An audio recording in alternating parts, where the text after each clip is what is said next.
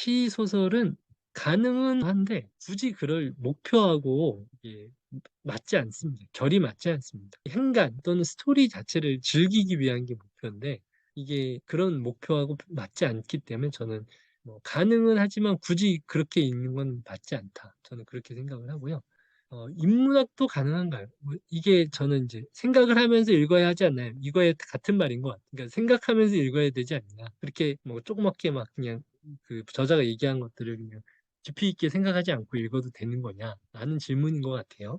자, 이건 어떻게 생각하시나요? 그러니까 이것도 다 같은 말인 건데 그렇게 읽으면 머리에 남나요? 이런 다 같은 얘기인 것 같아요. 저는 이렇게 읽어야 오히려 저자가 얘기하는 것을 배우는 단계가 있고요. 그다음 저자가 얘기한 걸 비판하는 단계가 있는데 처음에는 저자가 얘기하는 것을 어떤 내용을 얘기하는지를 알아야지 비판도 할 수 있는 거거든요. 근데 한 줄 한 줄에서 비판하지 말고 생각을 하지 말고 저자가 얘기하는 전체 그림을 이해를 하고 그 전체 그림 하에서 이제 다른 저자 것도 또 읽어볼 수 있어요. 그럼 저자끼리 공통점과 차이점도 나와요. 그러면 이 차이점을 내가 해소하는데 여기에 이제 방점을 찍잖아요. 여기에 생각의 포인트를 넣잖아요. 그러면 저자 사이에서의 어떤 충돌 지점을 내가 해소하면 저자 위의 포지션에 갑니다. 오히려 그런 포지션도 가능해요. 그러니까 생각을 생각을 한 문장 한 문장에서 생각하는 것보다도 오히려 다 배우고 나서 저자가 얘기하는 것을 전체적으로 이해를 하고 나서 그 다음 생각의 포인트를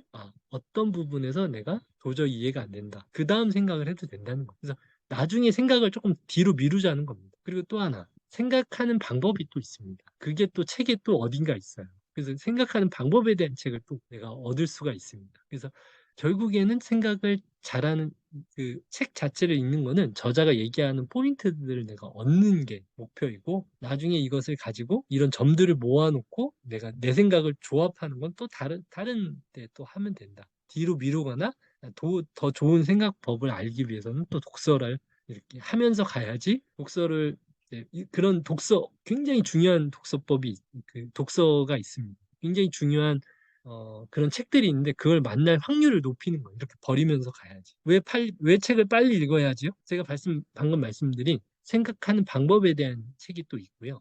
수많은 내가 아직 모르는 보물 덩어리를 담고 있는 그런 보물 상자들이 너무 많은 거예요. 그 보물 상자들을 찾아가려면 이 책을 빨리 뽑아먹고 그 다음 상자로 가야 되거든요. 이런 개념입니다. 그러면은 더 좋은 보물들을 만날 확률이 높아지는 거죠. 이렇게 글자에 빠지지 마시고 보물 개념, 보물 찾기 개념으로 계속 가시면은 이 책을 빨리 넘길 수가 있는 거죠. 읽어도 찝찝해요.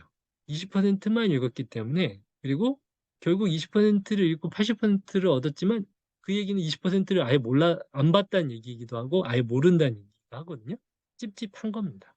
그럼에도 불구하고 찝찝함을 참고 더 중요한 보물을 만날 확률을 높이는 개념으로 가시는 겁니다. 찝찝한 거예요. 왜? 돈 주고 이 20%를 안 본 거니까. 근데 그것을 짜잘한 것은 오히려 놓쳐도 된다. 그리고 중요한 것을 놓쳤어도 괜찮다. 왜냐? 다른 곳에서 그 중요한 것을 또 만날 확률이 높습니다. 이런 식으로 가면. 일에도 적용이 가능할까요? 가능합니다. 일은 그렇습니다. 먼저 배웁니다. 선임자에게 배우든 기존 것들을 배우고 그 배운 것을 바탕으로 내 것을 조합을 하는 거죠. 일은 그렇게 돼요. 근데 배우는 단계에서는 이 크랩독서법이 딱입니다. 배우는 단계. 그러니까 크랩독서법은 점을 모으는 거예요. 남들이 만들어 놓은 점들을 빨리 모으는 개념.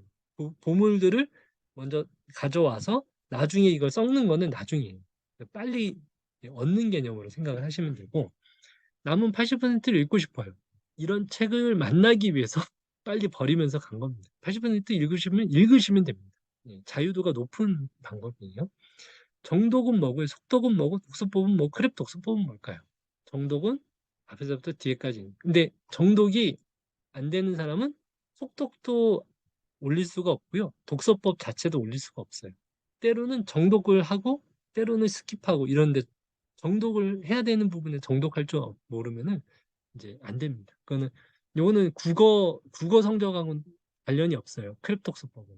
뭐냐면은 뭐 암기 과목이라든지 아니면 이제 빠르게 정보를 습득하는 능력이지 국어 정독해서 있는 그런 성적하고는 저는 이거는 관련이 없다고.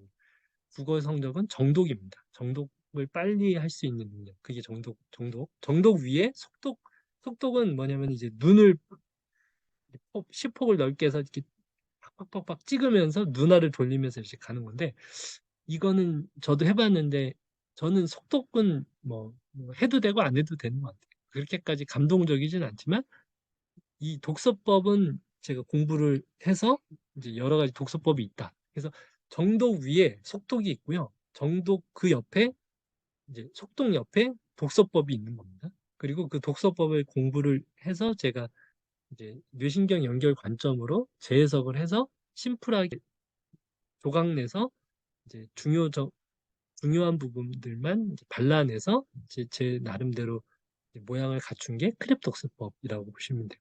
그러니까 뭐 속독이라고 착각을 하시는데 속독은 아닙니다. 독서법을 공부를 해서 뇌신경 관점으로 제가 재해석